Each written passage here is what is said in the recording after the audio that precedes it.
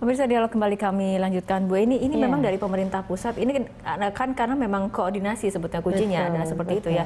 Pemerintah pusat ini tidak menyiapkan juklik ataupun guidance yang mungkin jelas kepada pemerintah kabupaten, dan ini nampaknya pemerintah kabupaten juga terkesan tidak serius untuk mendorong desa-desa di bawahnya untuk membuat sebuah proyek pembangunan yang memang bisa dipertanggungjawabkan sesuai dengan pengelolaan dari dana desa itu sendiri. Bagaimanapun memang kalau harus kita evaluasi di pusatnya kan memang terjadi keterlambatan yang cukup lama ya. Artinya di Kementerian Perdesaan PDT ya.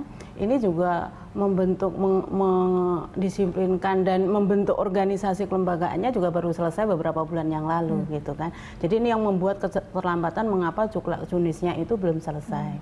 Nah, sementara ini kan tuntutan ya, tuntutan bahwa dana desa ini harus segera dicairkan untuk bisa menjadi stimulus di desa-desa ini sangat tinggi. Nah, oleh karenanya memang ini harus ada benar-benar kerjasama dan juga keterpaduan. Katakanlah ini kan kepala desa yang pasti mereka kan hanya numpang lewat nih ke kepala desa. Nah, sementara kalau mereka resikonya tinggi dan di sisi lain belum ada aturan payung hukum yang jelas, maka orang akan cenderung pasif. Artinya ya saya nggak kerja pun tidak akan menerima resiko punishment gitu. Tetapi kalaupun saya kerja ternyata nanti kena masalah di kemudian hari, tentu ini yang harus diselesaikan. Artinya sekarang adalah satu sisi yang penting guidance itu tadi yang harus jelas, sehingga apa? Sehingga sekalipun ini hanya numpang lewat, kepala desa ini juga harus diberikan reward. Rewardnya adalah berbagai macam kemudahan dan nanti masuk ke dalam satu kriteria gitu kan, kriteria KIP untuk prestasi dan kinerja daerah. Oke, Bu Eni, tapi ini ada kekhawatiran bahwa kemudian dana desa ini seolah ditahan-tahan. Kita duga ada di kabupaten seperti itu untuk digunakan ataupun untuk dipolitisasi. Karena kan pada 9 Desember nanti ada pilkada serentak seperti itu. Ada kekhawatiran seperti itu dana desa itu yang rentan diselewengkan. Iya betul. Jadi karena ini tidak kunjung selesainya mekanisme dan prosedur penggunaan dana desa, maka banyak ekspektasi dan spekulasi publik untuk mengatakan bahwa atau bukan menuduh ya, artinya berasumsi bahwa dana ini jangan-jangan gitu kan, jangan-jangan memang dipersiapkan di akhir tahun nanti gitu. Nah, artinya kan ini yang harus segera dipatahkan oleh pemerintah. Bagaimana pemerintah benar-benar serius untuk memberikan suatu payung hukum yang jelas kepada kepala desa, kepada kepala daerah. Nah, setelah itu pemerintah pusat melakukan kewajibannya dengan benar, maka ketika kepala daerah ini tidak kunjung juga mencairkan dan merealisasikan dana desa, maka harus ada punishment. Harus ada sanksi yang tegas. Harus ada sanksi yang tegas. Tetapi jangan hanya sanksi yang tegas, sementara Juklak Junisnya dan payung hukumnya tidak jelas. Gitu. Oke, ya tapi kan penyaluran dana desa ini kan terbagi dalam 3 tahap, 40%, 40% dan juga 20%. Ini kita lihat hanya beberapa bulan lagi sebelum akhir tahun. Sebetulnya efektivitasnya seperti apa potensi penggunaan dana desa ini digunakan untuk pembangunan desa ketika kemudian penyaluran dana desanya sendiri masih tersendat-sendat seperti itu. Padahal ada target tersendiri di balik penyaluran dana desa. Yang pasti ini waktunya tinggal 3 bulan ya. Kalau kita tetap mengikuti siklus anggaran sampai Desember, kecuali nanti ada excluding ya. Artinya penyerapan dan penyampaian laporan itu bisa di-extend sampai bulan Februari atau Maret. Nah, minimal begini, kalau ini segera, saya tidak bicara tersendatnya, tapi kalau ini segera gitu kan, segera bisa direalisasikan, maka ini akan ada banyak proyek-proyek yang langsung di pedesaan, yang langsung menciptakan lapangan kerja dan yang langsung juga meningkatkan produktivitas.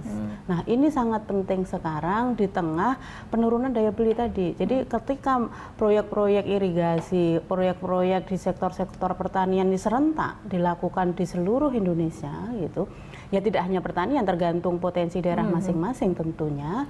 Nah, ini kan berapa ribu penyerapan lapangan kerja. Nah, tentu dan uang yang mengalir berada di masyarakat ini akan mempunyai multiplier effect yang sangat serius dan sangat besar untuk sebagai stimulus pertumbuhan ekonomi. Nah, tetapi kalau tersendat ya sebaliknya gitu kan, stimulus yang kita harapkan tadi tentu menjadi hilang momentumnya. Gitu. Padahal perekonomian Indonesia saat ini sedang berkontraksi sangat seperti itu ya. Betul. Oke, baik Bu Eni, di ujung telepon kita juga telah terhubung dengan anggota DPD RI Bapak Farouk Muhammad. Selamat pagi Pak Farouk. Selamat pagi.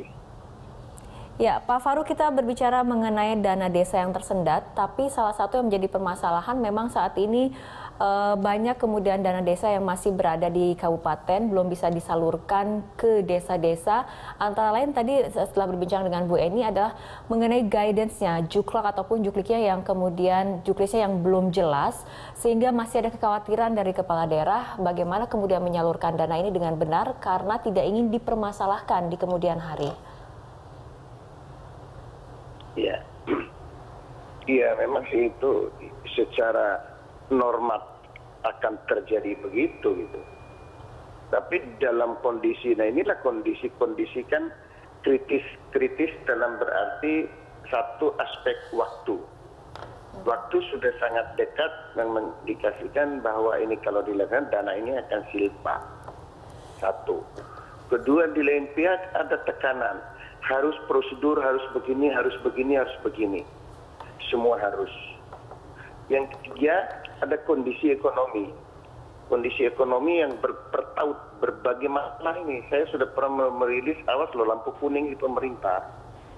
Ini lampu kuning. Nah, kalau perlambatan ekonomi, dolar naik, daya beli, kekeringan, PHK, pengangguran di mana-mana. Ini yang sangat membutuhkan. Jadi dalam kondisi kritis sekarang harus ada satu langkah kritis. Nah, paket kebijakan ekonomi yang dikeluarkan oleh hampir tidak memberikan dampak yang jangka pendek, dampak yang bisa mengatasi hal ini. Tapi sejangka panjang sih oke, good aja itu. Nah, disinilah dalam pada acara saya di Kota Mobago minggu lalu dengan menghadirkan pejabat dari Kementerian Dalam Negeri, Kementerian Desa, Kementerian Keuangan, saya sudah memberikan sebagai pimpinan DPD saya mengingatkan pemerintah, saya melalui Anda tolong laporkan kepada Menteri Anda. Saya kasih waktu sampai bulan Oktober ini. Kalau bulan Oktober masih harus diambil langkah yang segera. Kalau begitu ambil alih semua. Ya. Oke. Pak Farouk, tapi dengan SKB 3 Menteri ini apakah menurut Anda akan cukup efektif untuk kemudian mencairkan dana desa menjadi lebih mudah? Itu. Semua mau menjaga diri, semua menjadi safety player. Tidak ada yang barang tampil, oke saya bertanggung jawab. Dari situlah pemimpin. Pemimpin harus berani dalam kondisi kritis yang saya berikan dari berbagai sudut tadi itu. Dibutuhkan seorang pemimpin yang berani ambil alih. Panggil semua menteri, panggil presiden, panggil penegak hukum. Anda tidak boleh. Sepanjang dana ini tidak digunakan, tidak disalahgunakan. Itu aja prinsipnya. Ya, dana ini harus segera cair, tidak boleh disalahgunakan. Kalau soal prosedur taruh di belakang itu. Nggak usah terlalu RPJMD lah, harus begini, harus begini. Coba bawa itu uang sama-sama oke dalam tempo ini tahun pertama realisasi desa ini kan sudah terlambat ini. Kita bikin undang-undang itu awal tahun 2014. Sekarang sudah mau hampir 2015 masih belum juga gitu kan. Nah ini kan harus dibutuhkan. So ini kan dibutuhkan kondisi kritis. Oktober sudah mulai masuk. Kalau memang pada awal saya sudah tolong laporkan kepada menteri-menteri Anda. 3 pejabat di Kota Mobago saya bikin. Sebagai pimpinan DPD saya mengingatkan saya bilang. Jangan terlalu. Ya, Bu Eni tanggapannya? Iya, betul. Yang harus digarisbawahi betul, saya setuju dengan Pak Farouk bahwa yang penting jangan disalahgunakan. Jadi prosedur itu karena ini kondisinya sangat mendesak ya, kritis dan kebutuhannya harus cepat, maka prosedur itu bisa nomor 2. Yang penting guidance bahwa apa target dari realisasi dari dana desa ini tercapai. Sehingga yang paling penting adalah guidance secara umum, tetapi juga bahwa ini akan menjaga agar dana-dana ini tidak terselewengkan. Oke, Pak Faruk, ini mengenai reward dan juga punishment. Apakah kemudian menurut Anda pemerintah harus menyiapkan sanksi yang tegas, misalnya untuk kepala daerah yang lamban mencairkan dana desa ataupun memanfaatkan dana desa tersebut? Dan bagaimana sebetulnya bentuk insentif yang kemudian seharusnya diberikan oleh pemerintah pusat kepada para kepala daerah yang justru memaksimalkan dana desa ini? Punishment itu berarti kalau seandainya ada pesakitan sesuatu yang abnormal. Kalau semua hampir berapa rata kan lebih dari 10% kepala daerah berlaku begitu, yang salah bukan kepala daerahnya, sistem yang salah, ada aturan-aturan main yang salah. Jadi nggak usah lah terlalu cepat, oke akan berikan punishment begini-begini, nggak bisa. Gimana, saya sudah lupa sebagai penegak hukum, saya pernah mengatakan ya, kalau ada anak buah kita lebih dari 10% melakukan pelanggaran, jangan hukum dia. Hukumlah, ada sistem atau ada atasannya mengambil alih tanggung jawab. Jadi saya tidak sebenarnya harus ada pakai punishment. Ini okelah idealnya nanti, tapi ini tahun pertama dari realisasi komitmen pemerintah pusat yang kita bangun pada tanggal bulan Desember 2013. Pada waktu itu saya ikut sebagai tim kerja yang memutuskan 10% dari dan di luar dana transfer ini. Itu ada komitmen bersama. Nah, ini yang harus dibangunkan tahun pertama ini, realisasi sudah ini. Baik, Pak Faruk dan juga Bu Eni, kita harus tahan dulu perbincangan. Kita akan lanjutkan di segmen berikutnya.